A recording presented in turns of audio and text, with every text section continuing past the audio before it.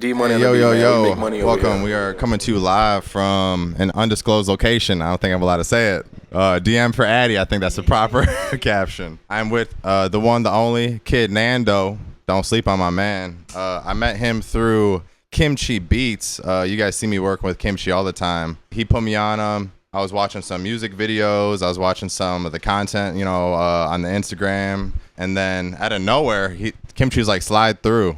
And I just pull up. I'm like, yeah, just me and Kimchi, blah, blah, blah. I walk in the room and you just pop out of there. And I'm like, it was like seeing a celebrity. I don't know. I was just like, that's Nando? What?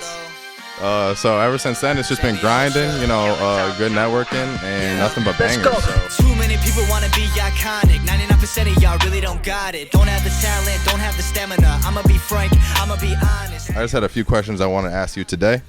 First one being, the last time we had seen a day in the life of Kid Nando was years ago, right? I don't know if you remember that video that you put out on YouTube. So what does that look like, and how is it different compared to like now, a day in the life of Kid Nando? Similar. I'm still doing shows. I'm still recording music. Still very active, but compared to back then, now in my day-to-day life, I got a 9-to-5, doing a corporate job to pay the bills. So that's my Monday through Friday. But for example, this is Thursday. So after work, I'm recording. I'm linking up with other artists. We're making content. We're making music. So we're still grinding 7 days a week, putting out what we can. If I'm not doing this, I'm practicing my singing, practicing my vocals. So I think I've grown a lot since then, and I would like to make another episode of Day in the Life, but it's definitely there in the back of my mind. Thank you, man. Yeah, that video was lit, honestly. Do you remember who shot that video? Was that Kimchi.beats that shot that, A Day in the Life? That first episode, I know I recorded some of it when I was interviewing myself, and then there was just maybe one or two videographers, because I threw a show in 2019 in about November. I put on my own show, had a few performers, so some of those videographers gave me the footage, so that's where I got it from. Yeah, turn up the bass. Yeah, turn up the bass. Turn up the bass. Turn off the bullshit. Turn up the bass. One thing I congratulated you on once I pulled up and we got all settled in was 500 plays on the Turn Up the Bass on Soundcloud. I'm on SoundCloud myself. Did you see any like accolades or anything like that on a different streaming service that you have that impressed you? Spotify, we got about 3,000 plays for the new album, Killing Time 2. I haven't really, it's hard to check other platforms. So like Spotify, Apple Music, SoundCloud, YouTube, those four are the easiest to check the data, but I kind of check in here and there, so it's not something I'm paying a lot of attention to. Yeah, I'm sending my love from a distance. I wanna freeze our moments. I need your love right now. I have your heart in my hand and I own it. Aside from this new album that just dropped, the last one I was looking at, I seen Sorry for the Disturbance. In what kind of ways has you or either your art changed since Sorry for the Disturbance? Sorry for the Disturbance was 2022. DRAYCO, you produced a few tracks on there. So yeah, that was an EP in 2022, and I've evolved a lot since then. I've explored other genres like electronic music, house music, Latin music, got more eclectic with the sound and the vibe of the music. So yeah, it's evolved a lot.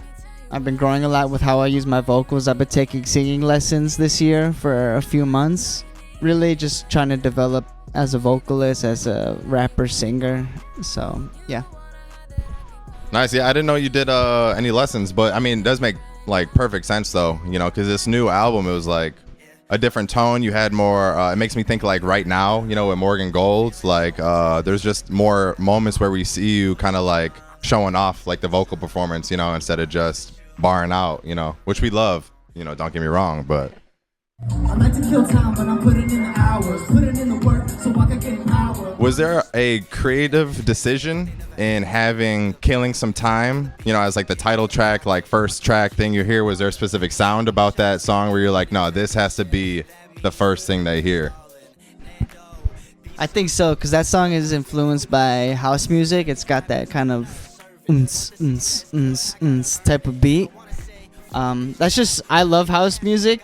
That's something I got from my dad from Chicago. And I thought it was a super cool fusion of like rap and electronic music, where it has that like repetitive, catchy hook, and then bringing in some lyrical, like fast flow type of verses. So I just thought it was a really unique song, and I won a competition at Cubby Bear in Chicago, where I got the song on the radio. So that kind of gave me some confidence, where this song actually has some potential. It's a banger. So yeah.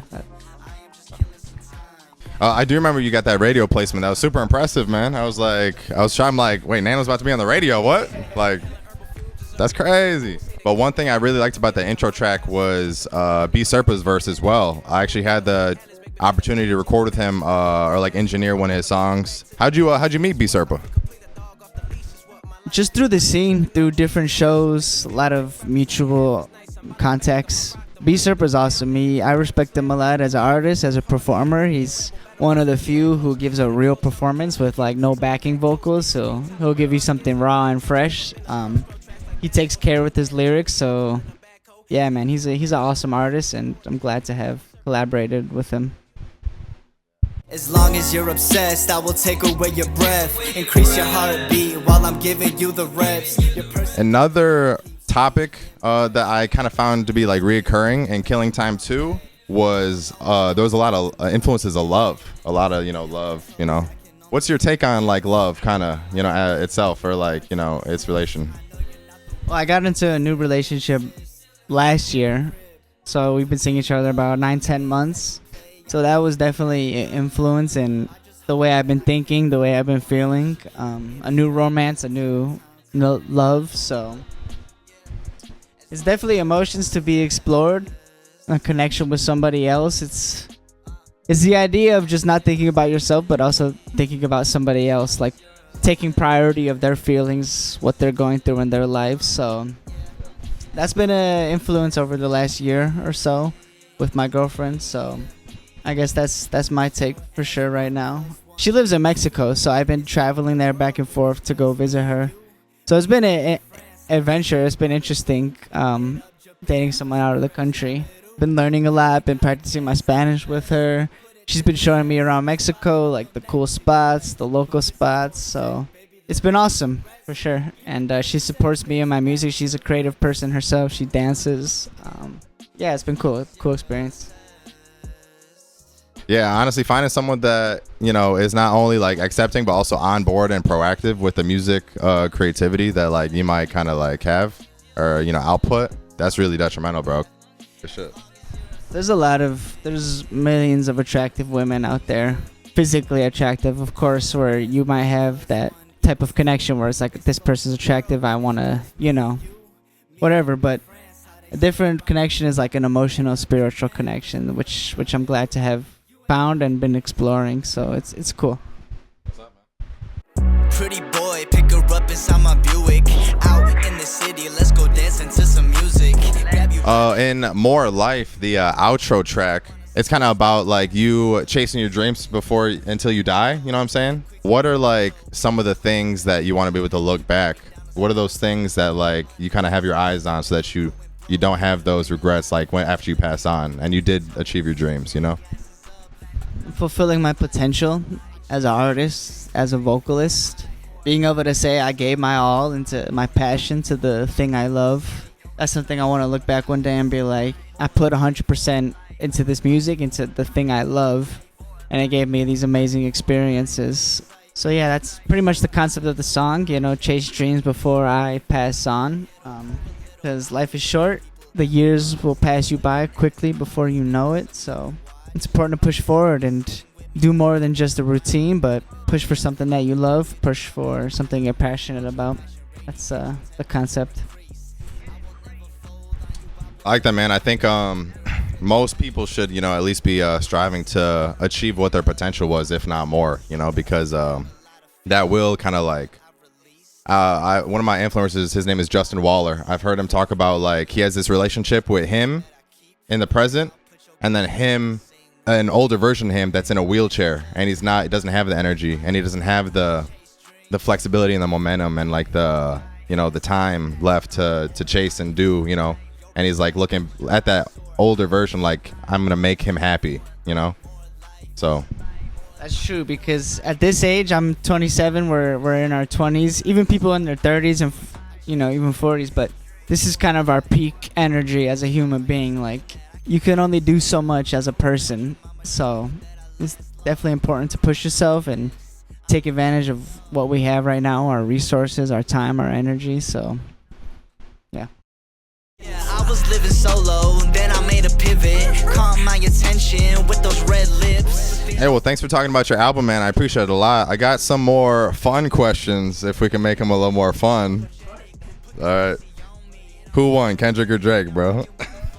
Definitely Kendrick. Look, I love both of their music. Like, growing up, I've been a fan of both of them. Of course, like, they're amazing artists, but Drake typed out. It was definitely like a TKO. Like, Kendrick was just swarming his ass, and Drake's like, all right, I'm tapping out. Like, Kendrick won that. He's a heavyweight. He's the heavyweight champion, bro. Legendary shit, man. Then you saw his performance in California that he had, the pop out. Yeah, dude. He played the Not Like Us like 5 times, dude. Fucking legend, man. D Money on the beat, man. We make money over here.